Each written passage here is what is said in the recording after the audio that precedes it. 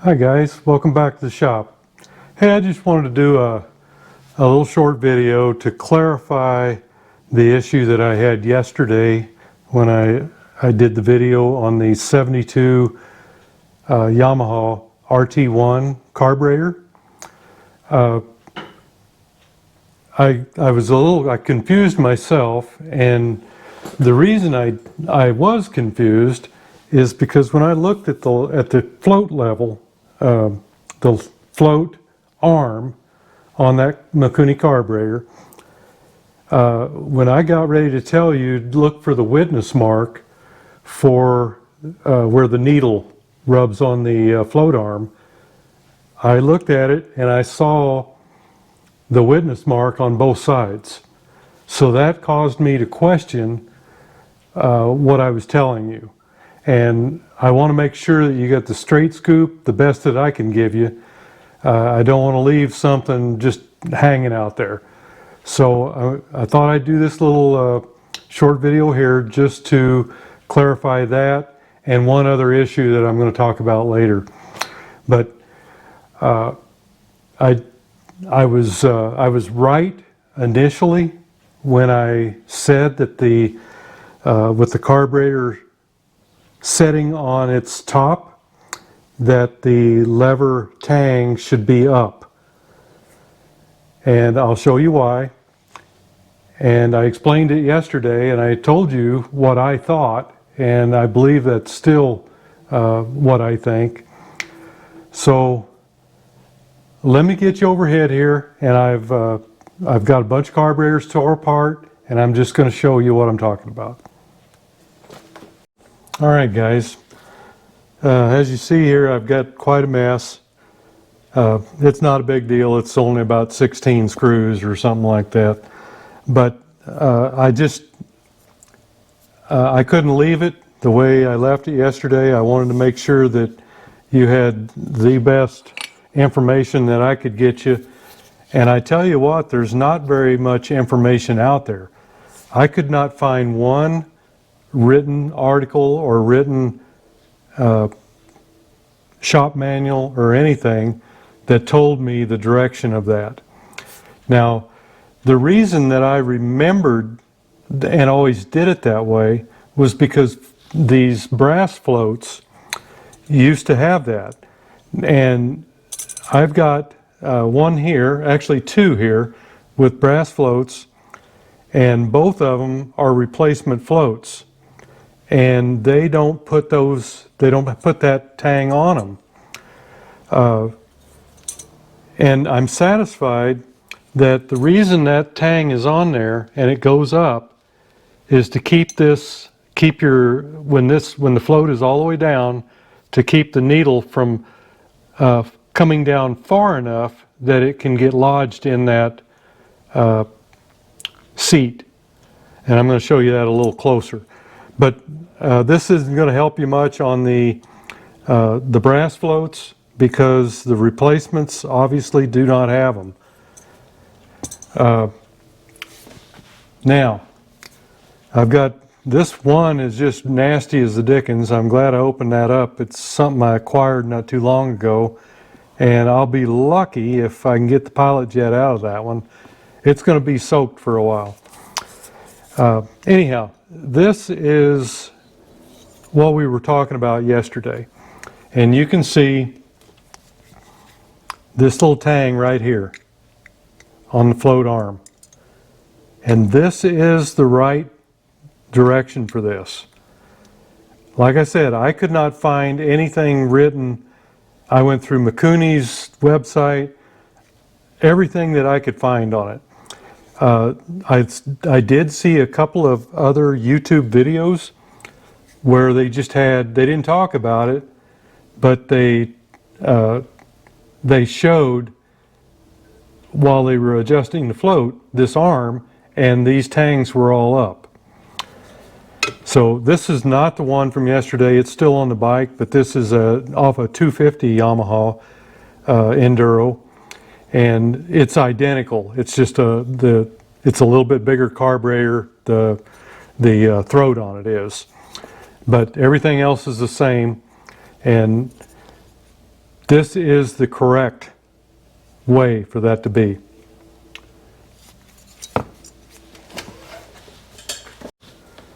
Okay, now I'm going to take you through all these carburetors I've torn apart, and I haven't done anything to them other than pull the flow bowl off. And I'll show you why. Now this one, if you remember yesterday, the one that was on the RT1, it had a clip on the needle and seat here to keep that from falling out. But let's just assume that we're all the way up. This is down as far as it's going, otherwise the float bowl would be dry. And you can see right here that the needle is probably close to halfway out. If that was to get all the way out, let me see if I can push this out real easy. Some of them push out, some of them don't. Yeah, there we go.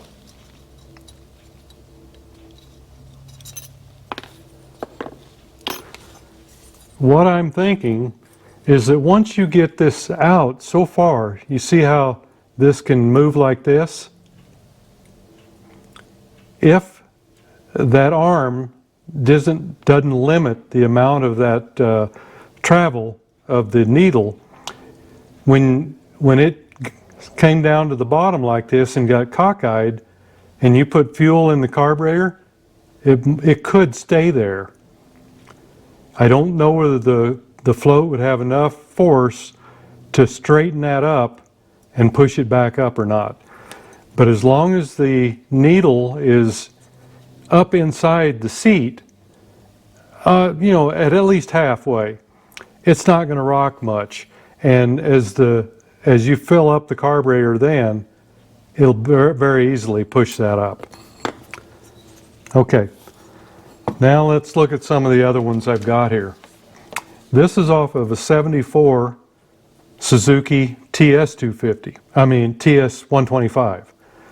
And as you can see, the tang is right here. And that's there to limit that travel when that drops down.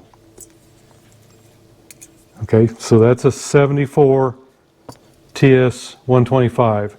This one, the nasty one, this thing really stinks. Probably a good thing you can't smell it. It's also a really ratty carburetor.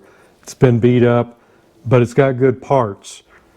So push come to shove, I could use this for its parts, or I could do a little aluminum welding here and straighten the horn out and still be good.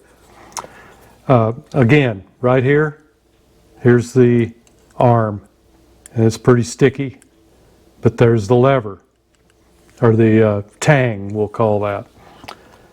All right, now this is a Yamaha, and again, it's with the float. This is a Yamaha 175, and I've already been through this one, but I know I put new floats on this one and another one I've got sitting here, and they do not have the tang, but I remember on some of them having that. Okay, it may not be as big a deal on these, because if you look at this, Suzuki one and this one, see, it doesn't set out as far. This one has a lot more leverage. See how far it goes from the pin out here to where it fits over the needle. This one here is a shorter distance by far. So that's, I think, why they've decided they didn't need to do that on those brass floats. Okay, the next one I want to look at is, this is a, let's see, 72 TS125 Suzuki, and again, it's a replacement float, and it doesn't have one. And I've been getting my replacement floats like this from Summit Racing Equipment. They have a lot of the Mikuni parts. Well, they have everything that you can get from Mikuni. usually at a very good price. I used to deal with them a very lot for automotive parts, especially racing stuff. And I was very surprised to find that they had parts for these carburetors, but they've even got carburetors.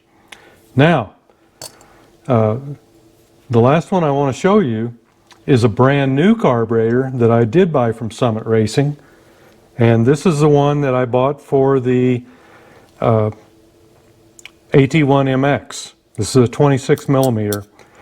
And it's a little bit different because it doesn't have the removable main jet in the float. Let's see, right here. Okay, so it doesn't have the setter that goes in the middle, and I'll explain what that is in a minute if you're not familiar with the term. Now, like I said, this is a brand new one. I've never had it apart, and look at it. Here's the tang, and it's up. Okay? This one I am going to convert to the removable main jet on the float bowl. But like I said, I've torn 1, 2, 3, 4, 5, 6 carburetors down here, and all of them except the ones with the brass floats have the tang and they have it sticking up. So I'm sure that it's correct, and that's why, is because it limits that, keeps the needle from falling out. Yesterday when I did that, I don't know whether you people have heard the same thing that I've heard quite a bit in my life. The military taught me basically that if you're taking a test and you don't know the answer and you have a multiple choice, that your first thought, your first decision on which 4 choices to pick is usually the best one. The more you think about it, the more you cloud your mind, you end up with convoluted thoughts about, you're trying to overthink things. That's the basic problem. Anyhow, I've heard that all through my career in the military. If you were taking a test for promotion or whatever, all those that I've taken were multiple choice, and they always told you, if you always go by your first thought. Now, the thing that I did yesterday was I turned this arm up, and I saw the witness mark here, and I turned it over, and lo and behold, there was another witness mark. And then I looked at the right here where that tang would have hit, and it hit, you could see that it had hit here, and then I turned it over and I saw, well, let's see if I can get that to stay put. Just stick this thing. No, it won't go in there all the way.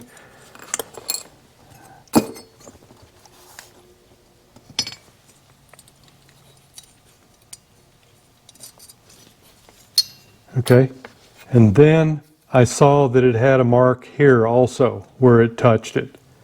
So it confused me, and I knew better. I know that they go up. I've always put them up, but that's what you run into sometimes.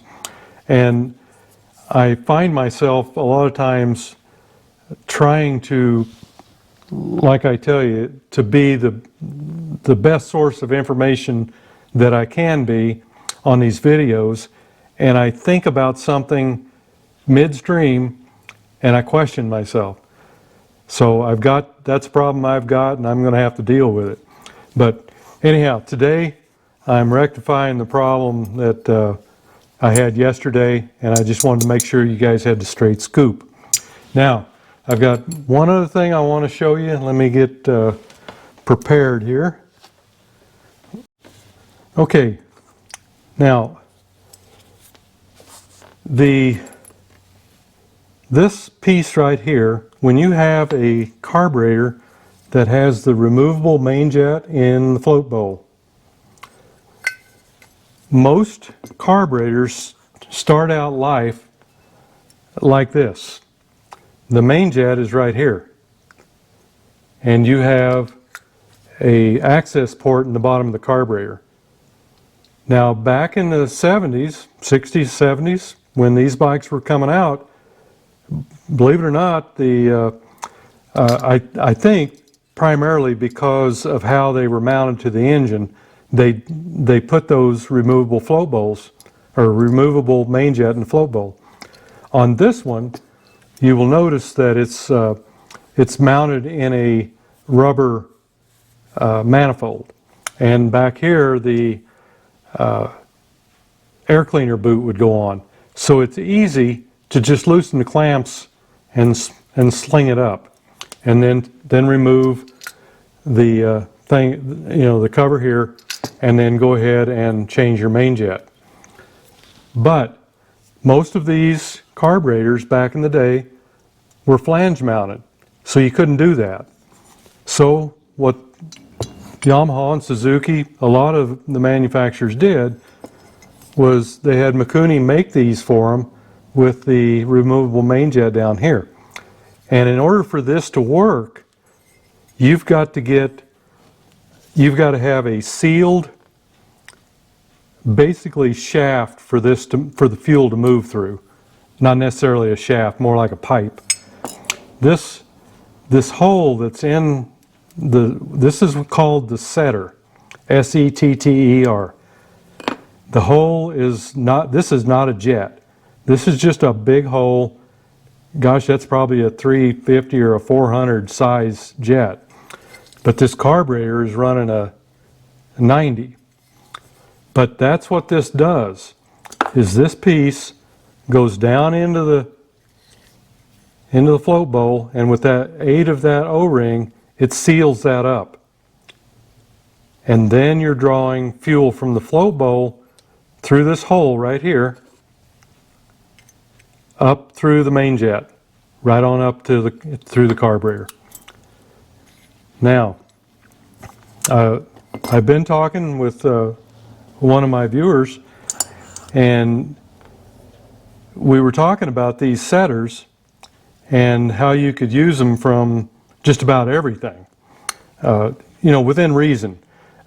This one, of course, for the 250 and 360 will not fit on a 125 carburetor. But this one is from a 74 Suzuki TS 125. This one is with a brass float Yamaha CT1. Now, here they both are, side by side, if I can hold on to it. Exactly the same. Okay, and I can even measure them. I'm getting 1159 millimeters right there. Put that one back over here where I got it from. And 1155 there. The major part of this that makes a difference would be here to here. And I'm getting 718 on that one.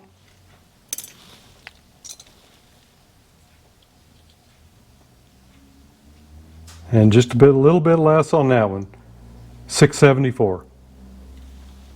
But with that O-ring on there, either one of these would work. Because this piece down here, the very top of this, all that's doing is holding the O-ring.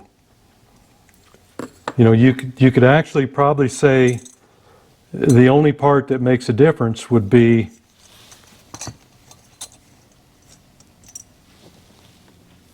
from where that seats on the casting to where the O-ring groove starts, right there. This one's measuring 327.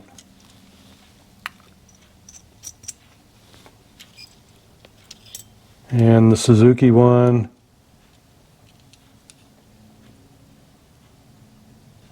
is 341. So you're talking thousands. So it's, I would not be afraid to use one from another carburetor, a different brand even. As long as you're working with basically the same size carburetor. And if you're measuring these, see, this would be a 24.